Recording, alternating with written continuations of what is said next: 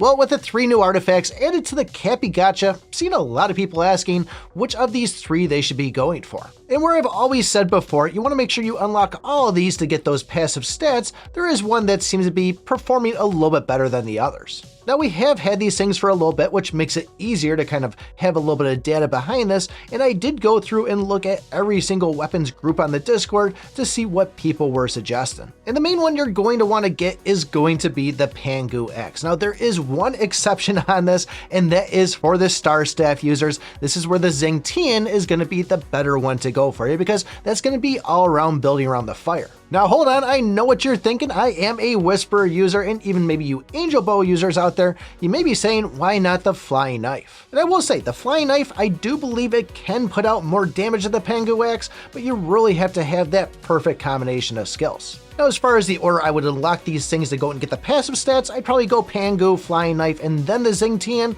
but that's just me personally. You could go the Flying Knife first, then the Pangu, but you might have better chances of actually using that Pangu as that active skill. So even if you do get this Pangu, there's pretty much 3 weapons I would say you definitely don't want to set this as your active skill. So an obvious one would be the Sky Splitter. We all know how well Heaven's Mark works with the whole sword cheese thing, so that should still be a priority for you. But if we even consider something like the Reaper Staff, well, that's going to be a good one to use the Spear of Thor, that we really want to kind of work around those lightnings. But one of the newer ones would probably be the Durian Hammer, that the Demon Sword seems like it's going to be a good fit for it, and the fact that that's going to be the best one to use for the new Adventurer Wukong. Up to this point, really don't know anybody that's really built around light spears, but this is definitely making it something that's a little bit more useful. So I am kind of just focusing on the skill and the passive stats. I'm not really focusing too much on the Waken skills of it. And for that, I'd say use one of the ones that's at a higher star level.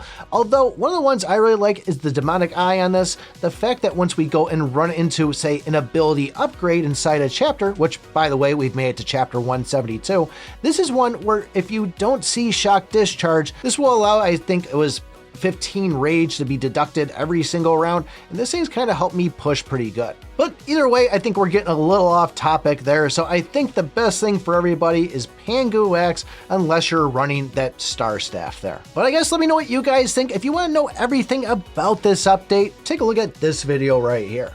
Thanks for watching, and remember, I pick my butt.